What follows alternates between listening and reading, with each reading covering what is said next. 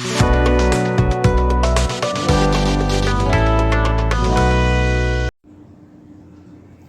future doctors, welcome to Dentistry. Here you will be provided with information for the doctors from the doctors.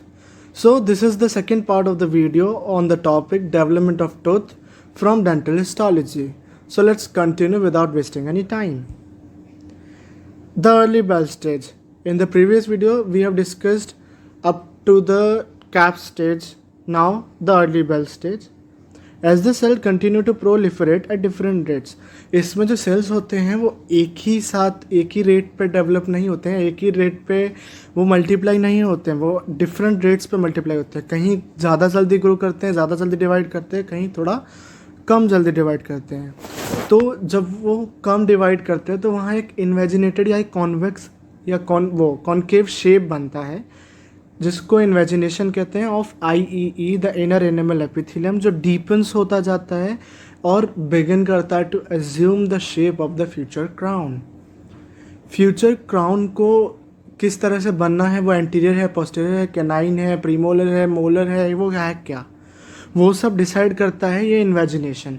वो उसकी shape लेना चालू कर देता है. और outer enamel epithelium and stellate reticulum जो हैं वो सिमिलर रहते हैं कैप स्टेज की तरह ही. बिटवीन स्टीलेट रेटिकुलम और इनर एनिमल एपिथेलियम में 2 से 3 लेयर के टाइटली पैक्ड फैटेंड सेल्स नोटिस किए जाते हैं. टाइटली पैक्ड फ्लैटेंड सेल्स, उनको हम लोग स्ट्रेटम इंटरमीडियम बोलते हैं. इसमें आता है द चौथी स्टेज जो है स्ट्रेटम इंटरमीडियम. इस रीजन को जो कंटिन्यूस रहता है IEE के साथ OEE के साथ, यानी कि जब IEE और OEE outer enamel epithelium and inner enamel epithelium जब मिलते हैं साथ में तो उसको हम कहते हैं सर्वाइकल लूप. जैसा कि इसमें आप देख सकते हो ये सर्वाइकल लूप है जहाँ OEE और IEE आके मिल रहे हैं, उसको हम लोग कहते हैं सर्वाइकल लूप. और इसमें आपको ये दिख रहा है स्ट्रेटम इंटरमीडियम, ये वाले सेल्स हैं. स्कीमेटिक में ये कुछ इस तरह का दिखता है. सर्वाइकल लूप देख लीजिए.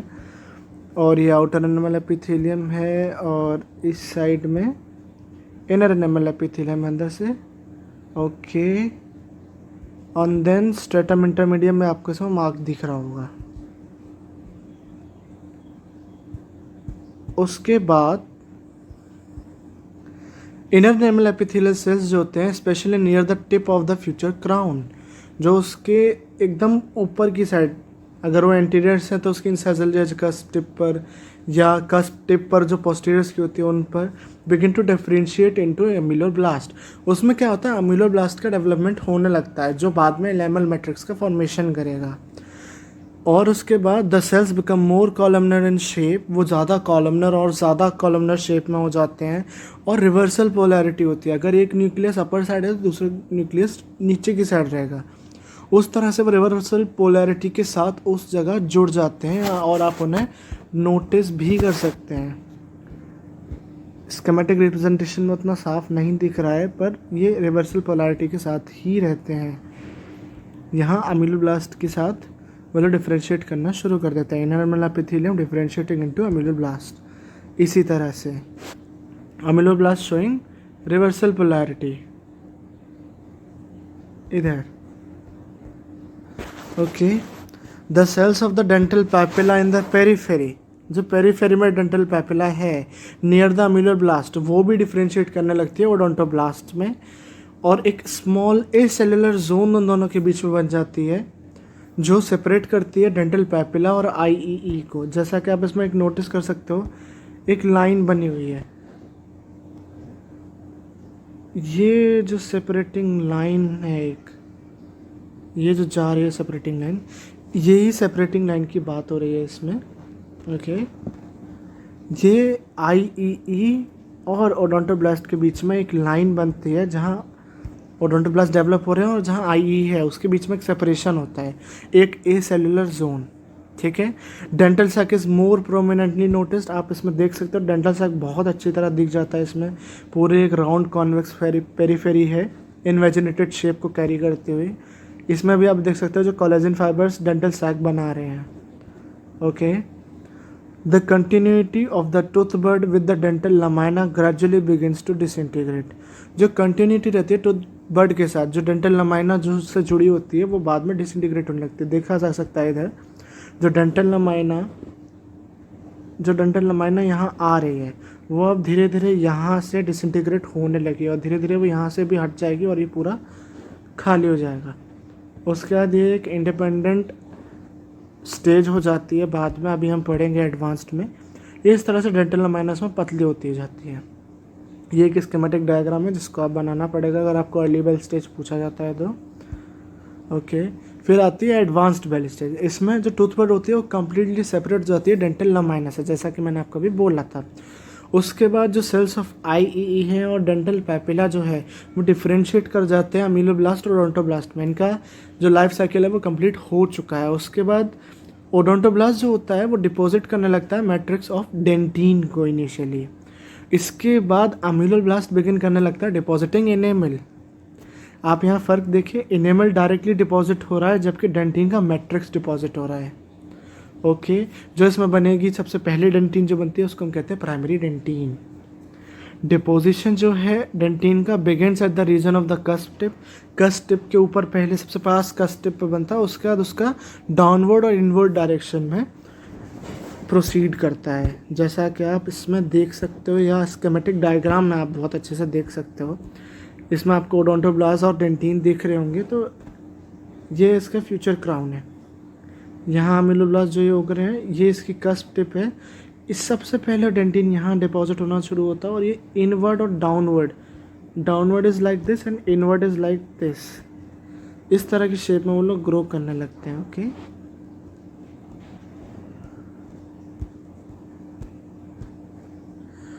उसके बाद जो डिपोजिशन है ये तो हो गया। इनेमल डिपोजिशन जो होता है वो बिगिन करता है at the region of the cusp tips and proceeds in a downward and outward direction.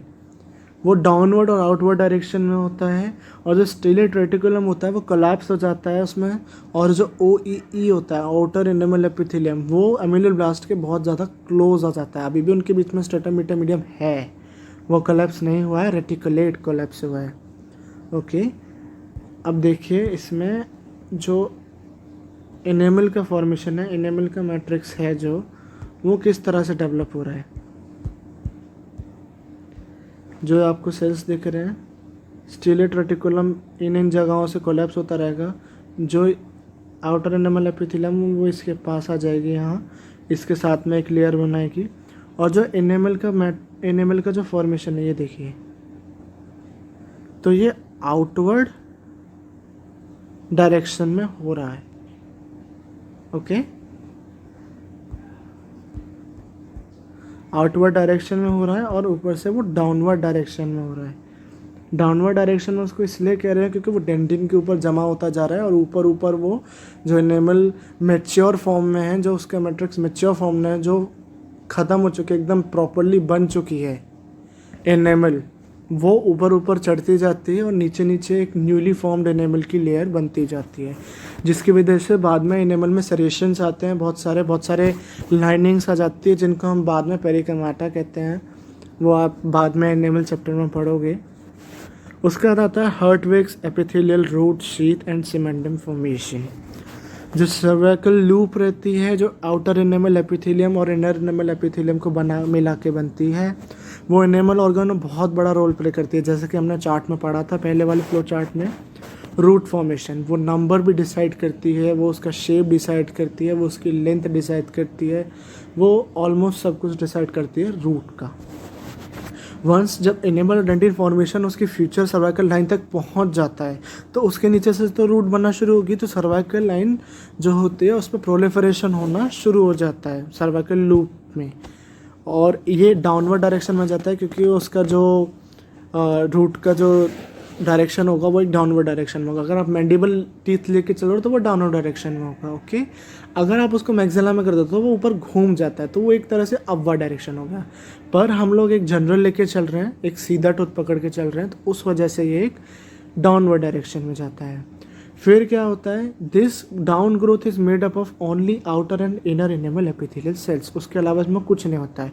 Reticulum और इंटरमीडियम दोनों ही एब्सेंट होते हैं। इस स्ट्रक्चर को हम लोग हर्स बोलते हैं। हर्स डिटरमिन करता है शेप ऑफ द रूट। जो सेल्स ऑफ हर्स हैं वो इंड्यूस करते हैं डेंटल पैपिला और उसको डिफरेंशिएट करते हैं odontoblast and deposit root dentin.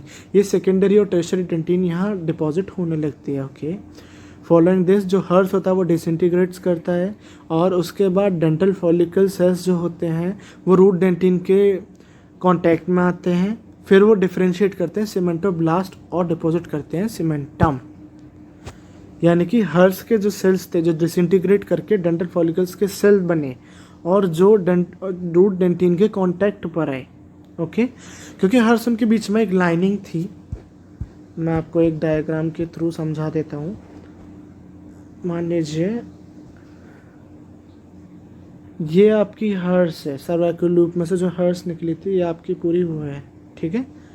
ये अभी इस जगह के यानी कि डेंटल फॉलिकल और जो डेंटल पैपिला है इसके बीच में सेरेशन है, इसके बीच में डिफरेंशिएशन कर रही है ना।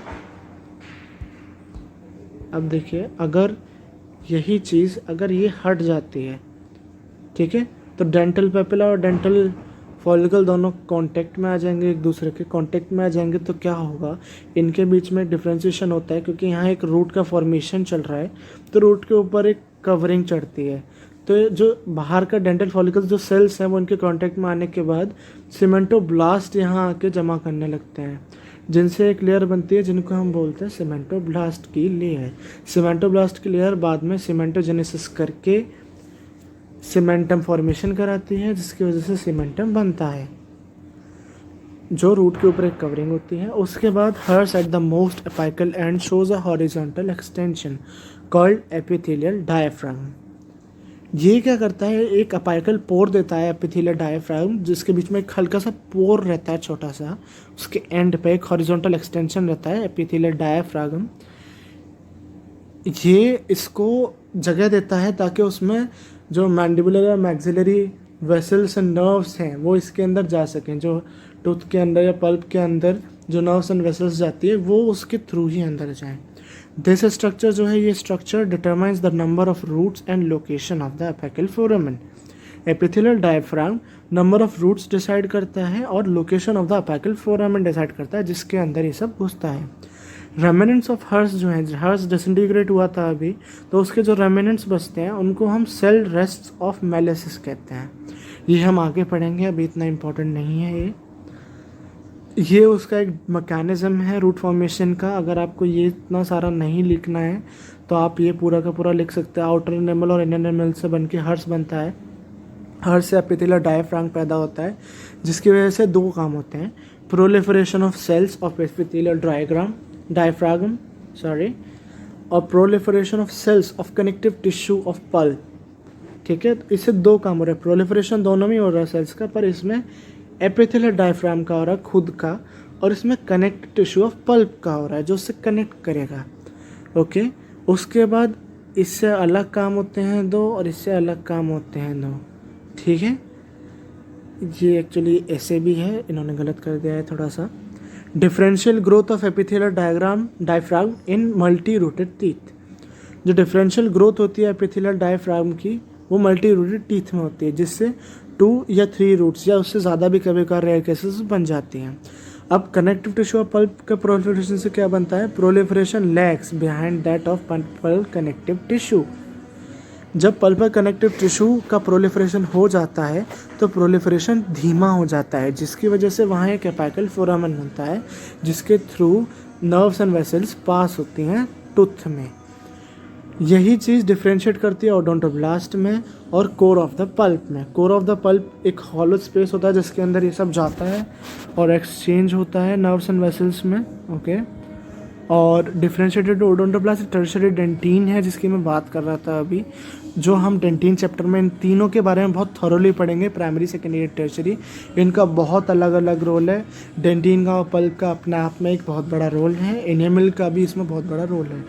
तो इन सब के बारे में हम लोग अगले वीडियो में जानेंगे। Hope you found this video useful. If you want the PPT follow the link below. Hope you liked the video. Please subscribe our channel for more, and if you have any queries or doubts about this chapter, please comment down below.